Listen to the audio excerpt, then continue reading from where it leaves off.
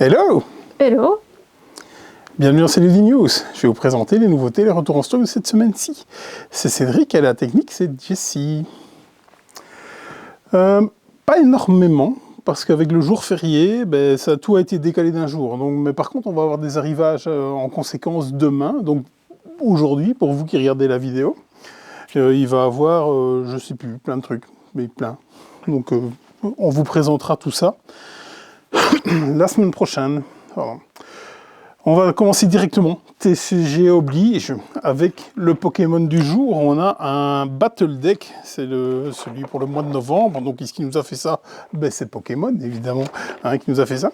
Le Pokémon Star de cette série, donc je pense qu'il y a un deck dedans, c'est Dracofeu, bien entendu. Héros Carnage. Pardon? Héros Carnage. Comme tu dis, voilà. Moi, je suis tout content, j'en connaissais un. Donc, voilà. À ce sujet, on a mis les préventes de la Cup en ligne qui se déroulera, le 22 décembre. Donc, ce sera un dimanche pour l'occasion. Exceptionnellement, Noël approchant, on va être ouvert le dimanche 22 et le lundi 23, où il y aura du TCG encore le lundi 23, parce que Noël c'est tout proche, ça vous permettra de faire vos achats à votre aise pour la Noël. Donc la Cup, la Cup trimestrielle, ce sera le 22 et c'est déjà en ligne, vous pouvez déjà réserver Master ou Master, Junior ou Senior, bien entendu. Autre TCG, autre sortie tant attendue, mais c'est la sortie magasin, parce que comme on est à l'Orcanaster officiel, on peut vendre à partir du 15. La sortie vraiment officielle, c'est dans 15 jours pour les boutiques en ligne et tout ce qui va avec. Et donc c'est le 6e chapitre de l'Orcana.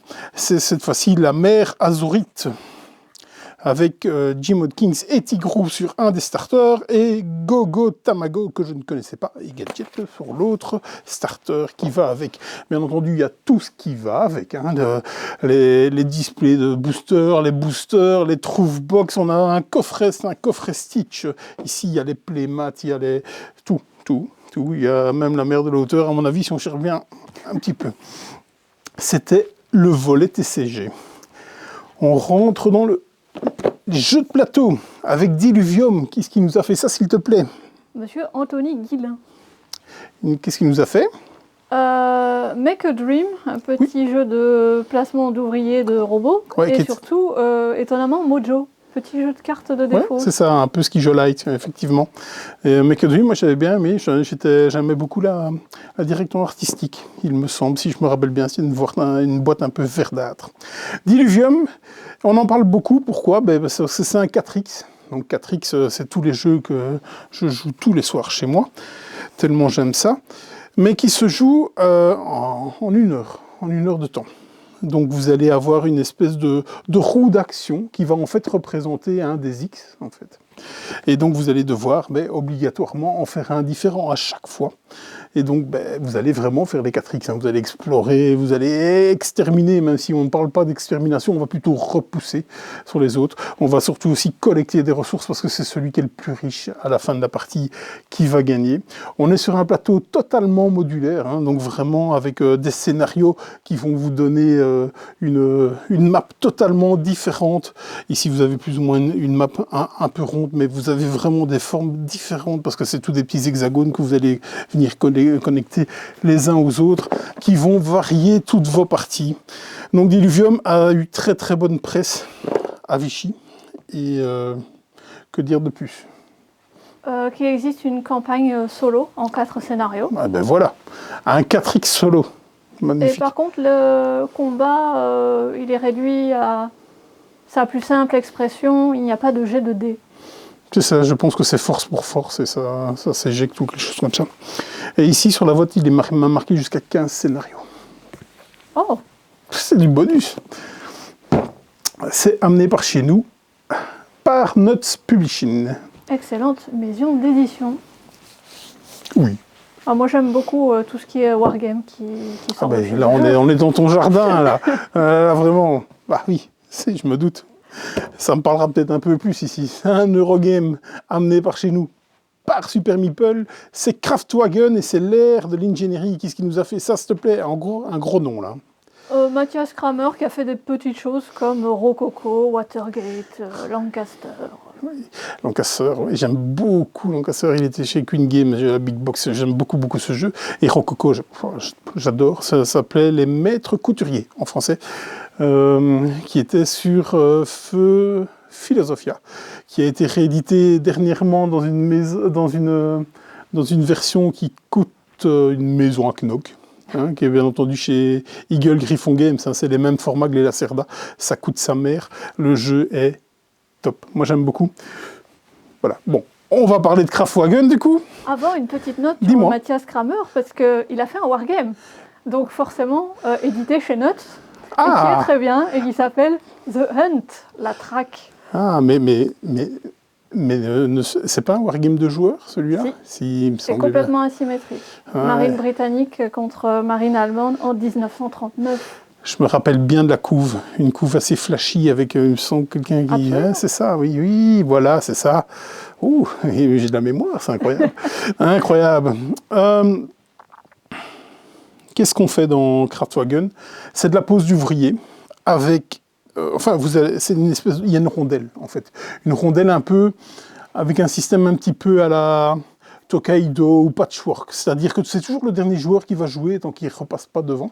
Et donc bien entendu, quand vous allez vouloir absolument faire une action, vous allez peut-être devoir aller un peu plus loin, au risque que vos adversaires jouent plusieurs tours d'affilée avant que ce soit vous. On est dans la prohibition, je pense, quelque chose comme ça, enfin dans cette période-là, et vous allez devoir essayer de vendre vos voitures. Et pour ce faire, vous allez devoir faire plein d'actions, vous allez devoir acheter des moteurs et tout ça. Donc je l'ai testé à Vichy, je n'ai fait qu'une demi-partie, je pense, et ça m'avait donné envie de continuer, franchement, parce que il y a un thème, hein. Il est pour un Eurogame, généralement les Eurogames, les thèmes, voilà, mais celui-là, je l'ai trouvé quand même assez présent, parce que vous allez même devoir faire des tests d'automobile sur circuit quand vous aurez votre voiture et tout, donc pas mal. Par contre, c'est pas du gros costaud comme à l'habitude de faire, enfin c'est vrai qu'ils ont quand même pas mal d'initiés à leur actif maintenant, mais on connaît plus Super Meeple pour des jeux un peu plus costauds. Ici, on est quand même dans je vais y arriver, dans de l'initié. Et pas... c'est pas du Maracaibo, c'est pas du Vernova, c'est pas du Plantanubo. Hein, donc, et c'est pas du automobile de Martin Wallace. Que je n'y ai jamais joué, celui-là, par contre. Est-ce un bon Wallace? Dites-le nous en commentaire, parce que généralement, Wallace, c'est un pile ou face. Généralement, c'est souvent face avec moi, mais bon, voilà. Donc, Kraftwagen. Autre chose là-dessus? Si quelqu'un l'achète, qui peut dire en commentaire si parmi les modèles de voiture, il y a la fameuse Bugatti 41, qui est ma voiture préférée de cette époque-là. Ne laissez pas Jessie dans l'ignorance. Voilà, aidez-moi. Oui, dites-le nous. En plus, YouTube adore les commentaires. Hein, vraiment, voilà. C'est ce qui nous référencie le mieux. Avec les abonnements, les pouces et tout ce que les youtubeurs savent demander. On passe après à quelque chose d'extrêmement thématique. On continue dans le thématique avec des dinosaures qui font du surf. Avec Surfosaurus Max. Qui est-ce qui nous a fait ça, s'il te plaît? Monsieur Ikwan Kwan, qui a créé également Alice Garden, qu'on a encore en magasin. Un petit jeu de polyomino. Oui, bien sûr, oui, effectivement. C'est très chouette, Alice Garden. C'est dommage que les polyominoes sont un peu petits et j'arrive pas bien à distinguer mais ça, c'est mes vieux yeux qui font quoi. Mais effectivement, Alice Garden qui était chez Happy Meeple Games, qui est toujours chez Happy Meeple Games. Dans Surfosaurus Max, en fait, c'est une espèce de jeu de cartes. C'est pas un jeu de défausse, mais on va essayer de s'allier temporairement pour marquer un maximum de points de victoire. Donc, vous avez des cartes qui sont en forme de planche de surf. Ou en forme de chicon. Oh, bon, ça te fait penser à ça. Je vais sortir du cadre, vous n'allez plus me voir pendant 2 secondes. Hop là, j'arrive, hein, j'en ai pas pour longtemps, je vais pas très loin. Parce que je vais vous montrer la version que nous, on avait ramené des scènes à l'époque, qui était chez Lousy Gousy, qui était Surfosaurus. Et donc, mais là, il n'y avait pas de carte en planche de surf. Donc c'est Banjo qui nous a mis la VF et qui a fait ces cartes. Donc amateurs de sleeves, rabattez-vous sur la VO, hein, parce que, ou alors si vous trouvez les sleeves adaptés, Dites-le nous aux commentaires aussi. Oh, on fait les youtubeurs. C'est un jeu familial d'ambiance, hein. C'est à peu près un quart d'heure, 20 minutes la partie. C'est du familial. J'ai une très très belle expérience sur ce jeu où j'ai vraiment beaucoup rigolé. Je salue tous les copains français avec qui j'avais partagé cette expérience-là. C'était vraiment très très beau. À chaque fois qu'on posait une carte, c'était... Waouh, c'était vraiment génial parce que alliance temporaire, on va essayer de faire passer des majorités de cartes pour faire des espèces de suites un peu comme on pourrait faire des combinaisons de poker, des quintes, enfin voilà, des couleurs et tout. Et donc on va essayer de s'allier justement pour marquer le plus de points possible.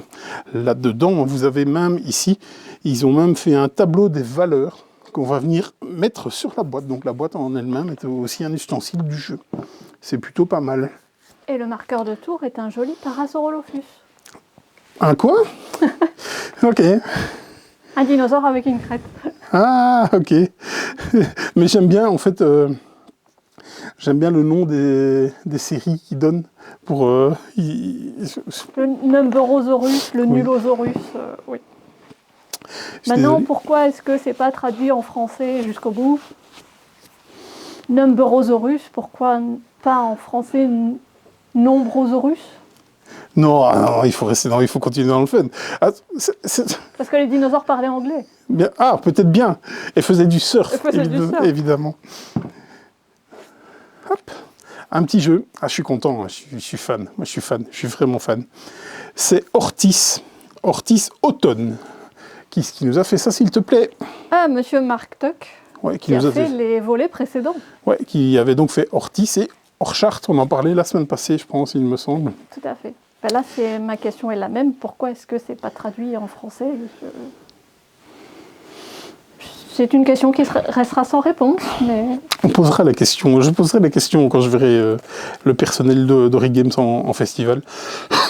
Pardon. Jeu solo. Casse-tête.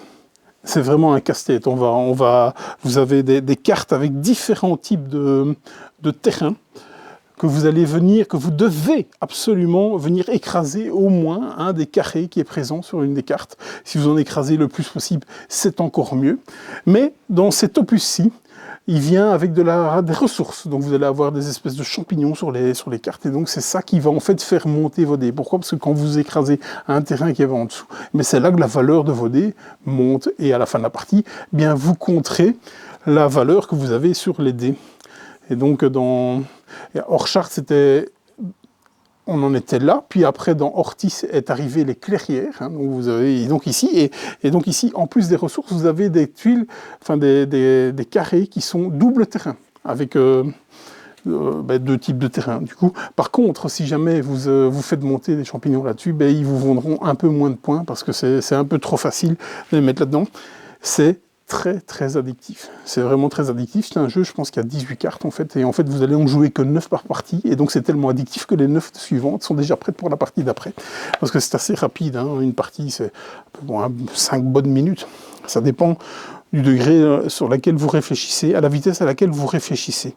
Donc bien entendu, il va y avoir des petits rongeurs qui vont venir vous piquer vos récoltes et tout ça. C'est un peu choupinou, ça brûle le cerveau sa mère, c'est incroyable. Je suis extrêmement mauvais, je suis une méga quiche, mais je prends un plaisir phénoménal avec ces jeux-là. Et en fait, le verso des cartes sont des objectifs de la partie.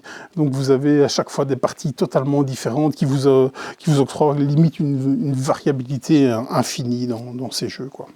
Ça c'est chouette parce que les jeux avec simplement un barème de points, ça m'ennuie très vite, je préfère qu'il y ait des objectifs. Oui, et donc moi en fait, à Orchard, je m'en sortais nettement mieux qu'à Ortis. Parce qu'à Ortis aussi, il y a ce système d'objectifs qui se faisait. Et donc j'essaye de me concentrer sur les objectifs et ça me nique toute ma stratégie, c'est une catastrophe.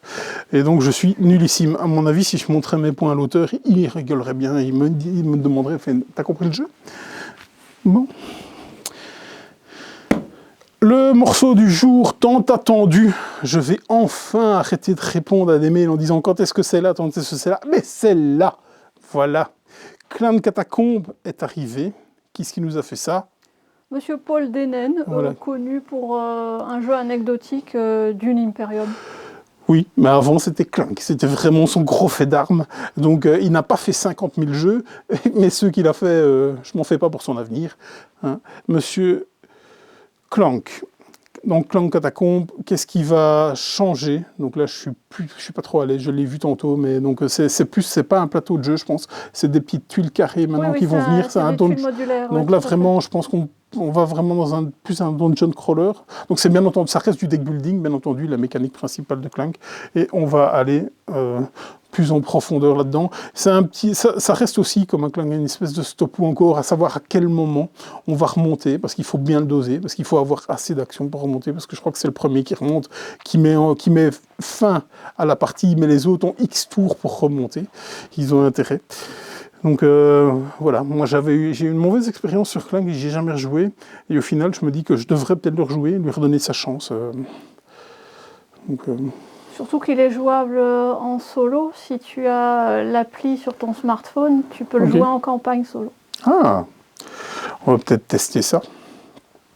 Il y a déjà une extension qui était sortie. Je ne sais plus c'est laquelle, parce qu'il y en a quelques-unes, des extensions, mais qui est compatible avec celui-là. Mais je crois qu'il n'y en a qu'une pour le moment. Je me rappelle plus trop. Tu as quelque chose à dire en particulier sur celui-là? Non, c'est une version indépendante. Pour ceux qui n'ont jamais joué à Clank, vous pouvez démarrer avec cette boîte-là directement. Parce qu'il y a trois univers. Hein. Donc vous avez le Clank de base, vraiment. Vous avez Clank dans l'espace.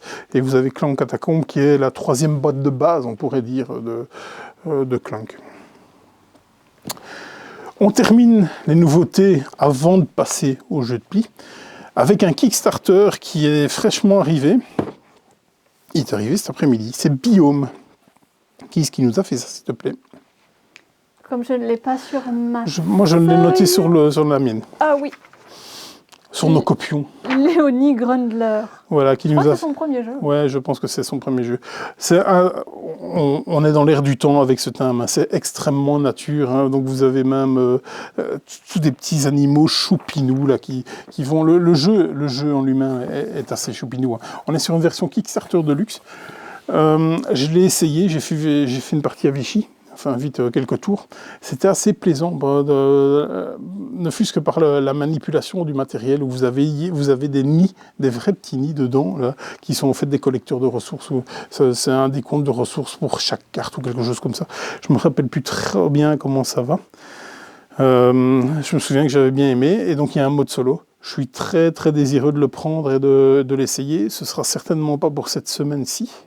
Cette semaine-ci, je suis donc ce week-end, j'ai un collègue qui organise son festival du côté de Chimay, c'est à Lollipop, donc Monsieur Marc, on salue, qui est un des auteurs de Mixit, mais aussi le patron de Lollipop, qui fait le festival Lollipop. Donc moi, je serai dimanche, parce que samedi, je suis ici. Samedi, c'est Warhammer au magasin.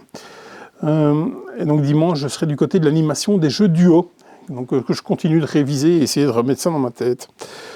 Parce qu'il m'en a mis 8, que ça faisait longtemps que j'ai joué, ceux-là. Donc, je travaille là-dessus. Donc, pour en revenir à Biome, je n'ai pas plus d'informations, parce que sinon, on va faire revenir Jean-Michel à peu près. Tu as quelque chose là-dessus? Non. Mais c'était pas une question de mettre la carte d'un animal à côté de la carte de son environnement préféré, de faire des combos de double carte? Il me semble bien. Et il y a une question de prédateurs aussi. Je crois que les autres vont pouvoir jouer certains prédateurs qui vont venir vous prendre des ressources ou quelque chose comme ça. Donc c'est pas si gentil que ça. Hein. On est dans l'intermédiaire. Donc c'est les versions KS de luxe. Et donc le jeu est en anglais. Bien, on va vite passer sur un retour en stock. J'en vois deux là-bas que je n'ai pas encore dit. On a Cascadia qui est revenu, c'est toujours un petit événement parce qu'on en prend tout plein et à chaque fois ça ne tient pas. C'est parti pour des mois de rupture, qui revient avec Calico aussi. Calico qui n'est pas là mais qui revient le vendredi quand vous avez compris. Dice Throne. On a toute la collection de Dice Throne. Je pense que c'est une première que ça arrive comme ça, que toute la collection soit là depuis quelques mois. Et donc, il était question que ce soit un tirage unique, mais la demande est tellement forte qu'ils ont cédé à l'appel du sacre-saint dollar. Donc, c'est la version Père Noël versus Krampus qui est là. Et donc, il est bien dans les temps, puisqu'on va vers un Noël Dice Throne, ce jeu d'affrontement de dés qui est... Vous pouvez jouer à tout plein, mais qui est vraiment à 2 joueurs. Hein, donc c'est clairement ça. On a aussi la mini-extension, juste quelques cartes, des cartes foil, l'atelier du Père Noël. Il nous en reste quelques-uns. Ah oui, ouais, c'est ça, juste, bien vu. C'est la saison. Effectivement, on va les remettre devant, en effet. Voilà, du côté des jeux de plis, on fait une journée complète jeux de plis le samedi 30 novembre et on l'a fait au magasin. Réservez vos places parce que les places sont un peu limitées par les infrastructures du magasin. Et on va jouer à tout ce qu'on a pu tester dernièrement, tout en sachant aussi qu'on travaille énormément sur le Tokyo Game Market. Donc si vous n'allez pas à Lollipop, vous pouvez peut-être aller au Tokyo Game Market, c'est ce week-end-ci aussi. Et donc on va faire venir énormément de jeux, il y en a déjà pas mal qui sont sur la route, donc ça va tomber. Suivez le Discord, parce que c'est vraiment là que vous allez avoir le maximum d'infos sur le Tokyo Game Market. Encore une fois, jeu de plis, le 30, ce sera avec plaisir qu'on vous recevra ici. Et donc on a déjà reçu quelques jeux, 4. Celui-là, on l'avait déjà. Je ne vais pas vous dire tout ce qu'il y a dedans. De toute façon, je n'en sais rien parce que j'en ai joué aucun des 4. C'est plus Laurent qui pourrait vous parler de ça, mais il va vous faire des comptes rendus sur le Discord parce que je suis accompagné de Jessie aujourd'hui. Et donc là, c'est The Giant and the Boy. Et donc celui-là, eh bien, c'est ça. Voilà, il suffit de lire. Hein. Tu le sais? Parce que Jessie parle japonais. Atsumare Hero World. Eh ben voilà, Atsumare Hero World. Moi j'avais un copion, j'ai triché, mais elle n'avait pas le copion. Celui-là, je ne sais même pas comment ça se tient, c'est incroyable. Tu l'as mis à l'envers. Ça? Ouais. Ok. Oula. Monochrome Endgame. Ah ouais, d'accord. Monochrome Endgame. Quand c'est pas sur une même colonne, là, ça devient compliqué. Eva Mozilla qui est arrivé. Voilà, ça c'était au niveau des jeux de plis. Qu'est-ce qu'on a sur ma feuille où j'ai mis des trucs Sur la préco, on a Inventeur du Tigre du Sud. Ouais, alors on a Inventors, donc c'est la version anglaise qui arrive. Peut-être ce vendredi ou au maximum début de semaine prochaine. Inventors, on a tourné un bûche au laurier, donc à mon avis, je vais essayer de le mettre en ligne la semaine prochaine. Je vais essayer, je verrai bien. Et donc, on a mis la Inventeur, la version francophone par Pixie Games en précommande. Et c'est à chaque fois, ils nous font, ils nous font un prix, mais génial, vraiment génial pour un Eurogame. Je ne vous spoil pas, vous irez voir le bûcher au laurier qui va être posté pour savoir ce qu'on en dit. Autre chose? Oui, des plateaux pour Ark Nova. Ouais, le set 2 des plateaux d'Ark Nova. Ben, pour encore un peu plus d'asymétrie, hein. Donc Ark Nova est un de mes Eurogames préférés. J'adore ce jeu. J'adore le solo. Il est gigantissime. Voilà. Donc des plateaux en plus, toujours plus, c'est magnifique. Je suis aux anges. On n'en a jamais trop. Non. Et pour les Kickstarter, on en a juste un, c'est Park Life, un jeu de plis. Ouais, Park Life, un jeu de plis, oui, effectivement. Qui est sur la route. Hein. Qu'est-ce qui est sur la route aussi? 2 autres jeux de plis en Kickstarter. On a Yokai Septek qui est sur la route. Celui-là, quand il va arriver... c'est quelques commandes qui vont partir. Je vais devoir venir un dimanche et un lundi, à mon avis, pour faire partir les commandes. Et c'est tant mieux. Et on avait augmenté nos quantités une fois, on a augmenté nos quantités 2 fois, on a augmenté nos quantités 3 fois pour Yokai Septek. Donc, on devrait en avoir un petit peu. Donc, il devrait avoir du stock. Et aussi l'extension de Bug Council of Baccaria qui est sur la route aussi.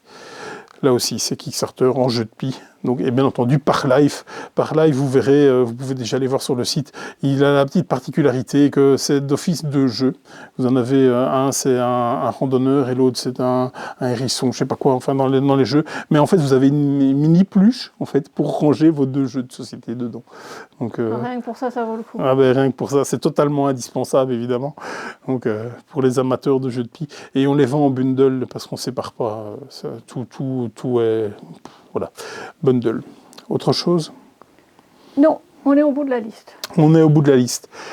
Petite vidéo, ben, comme je vous dis, avec le lundi férié, ben, voilà, ça a tout décalé d'un jour, donc on n'a pas les jeux, on ne sait pas vous en parler.